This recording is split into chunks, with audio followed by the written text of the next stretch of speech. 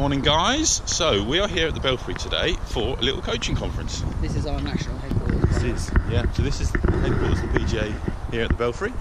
We're going to be going in to listen to 5 very interesting speakers today.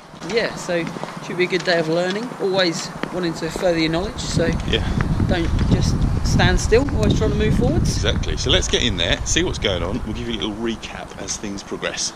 Right, see you in a bit. It's just an inside look in. This is the headquarters of the PGA, obviously sponsored heavily by Ping. So yeah, some really nice memorabilia about. Just spin around the corner while I try not to drop the coffee down myself.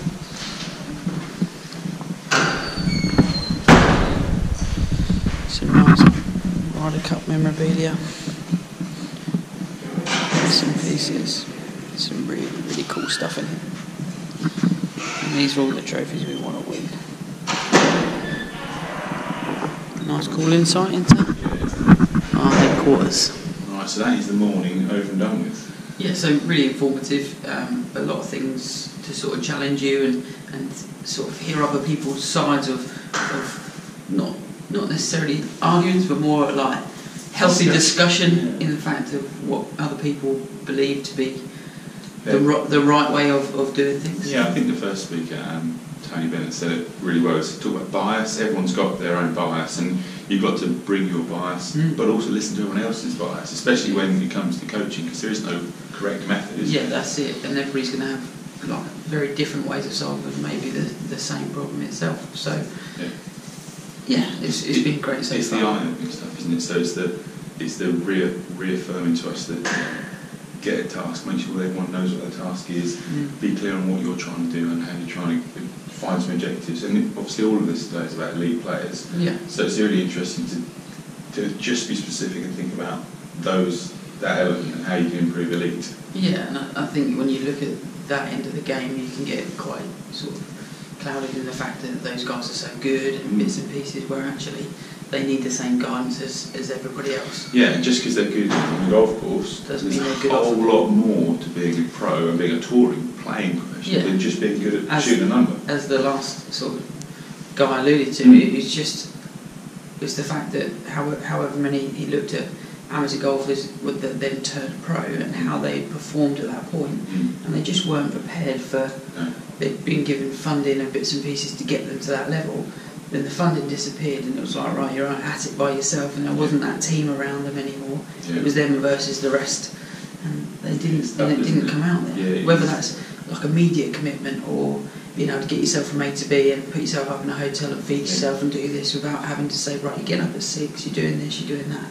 You've got to go and do it yourself. Exactly, not having that social circle around you, of always having like, I always go to the club here and this is what I do, I practice here and I do that, and you turn up with different golf courses every week, it's not the same. Yeah, and it's one of those things that it might be like we saw with Garcia, happier off the course. You have that social environment where you're a lot happier. And all of a sudden, as soon as he's got engaged and he's in that relationship, the outcomes improve, because actually that isn't the main focus anymore. I'm happy here. Does that really matter because this bit's good? Yes, exactly. Yeah, it takes the pressure off the golf. Gives you less responsibility to feel like that's the pin. That's it. You just go out and perform. So, finish your coffee. But get back in.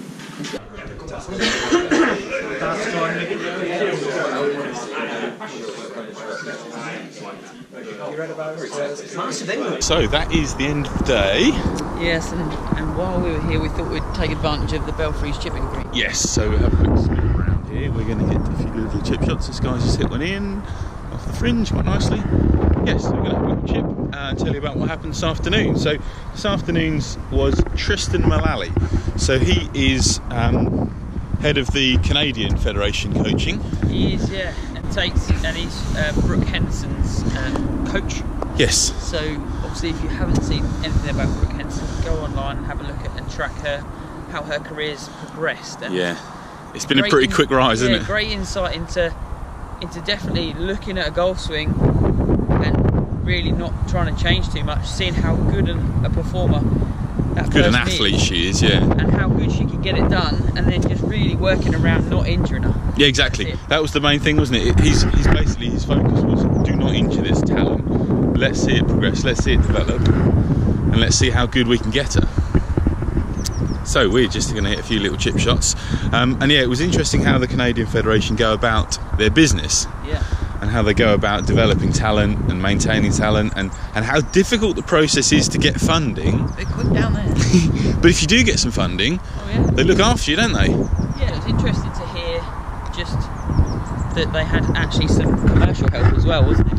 Yeah. In the fact that they had some commercial sponsors that were actually private sponsors. putting some money in towards these guys actually having some help early in their career. Yes. And the infrastructure in place seemed like it was absolutely awesome. Absolutely awesome. Like they had their process down, didn't it? How they wanted to set the goals out. Yeah, they knew. In November. Yeah. Game plan from January, roll through 2-year process. Yeah, a year plan, knew what they're doing, day by day, week by week, working towards certain goals, certain events. Also having like bits and pieces in play that actually, if you qualified for this, then this is your year. If you don't quite qualify for that one, that's fine. We've got a contingency plan. That's fine. Yeah. Exactly, and just hopefully makes the player feel like they've got it under control. They can just go and play.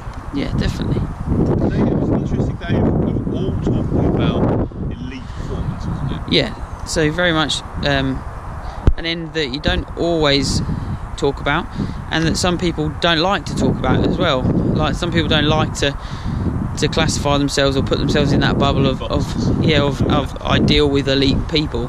Whereas that is this guy's job. Like he is there to mould people's careers.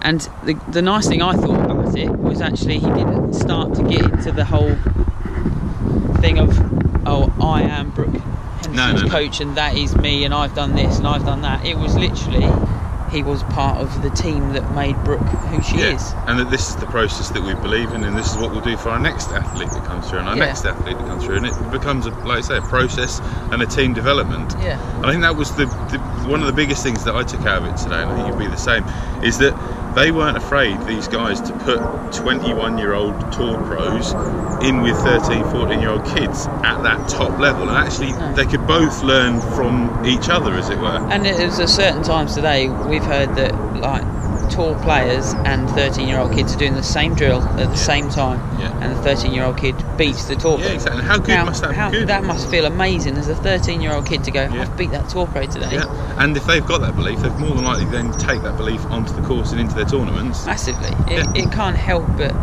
be a good thing and inspire that person. If you think, I can beat them once, and that's not to say that you're gonna go on to be that person or do that, but at that point in time it must give you so much confidence as a youngster. Exactly, and it's that sort of that strategy that hopefully we can take back into the clubs and back into what we do. Definitely. So guys, as always, thank you very much for watching. Hope you enjoyed that. If you've liked this, just give us a thumbs up or a comment below if you want to know anything more. But there will be a circle in the middle of us in a minute. That'll be the subscribe button to the channel, or be the red button underneath us. If you'd like to hit that, that'll get you all of our content free of charge as soon as we upload it. Indeed, we're always going to put a couple of videos just to the side at the bottom here, just for your next viewing. And if you click the little bell icon, that'll tell you when we go live, which we will be doing a lot more of in the weeks to come. That's it. And we'll see you soon. A quick chipping contest before we go. Some nice looking cars in the car park. Right then, so slight down, slop, up and over, and there's a guy chipping there, so don't thin it.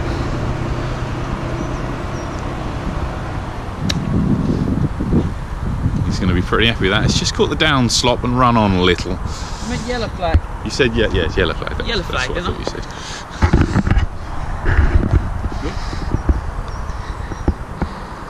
To say this green is firm. Suffolk Winter Alliance, that's going to be perfect, isn't it? Always sponsored. Not a sponsor. Right, throw it up a bit higher then. Yeah. Not the easiest of shots, this one. Not the easiest, you've not picked the easiest. We probably could have gone uphill from a nicer line. Oh, gem. Played an absolute gem. Bit of down slope as well. We definitely went yellow flag, didn't we? Should have possibly gone a little harder with them. I'm a bit nervous of going a bit harder, if I'm honest. So we've just proved that don't short side yourself downhill on a rock hard green. No. On that note, we're off. Bye.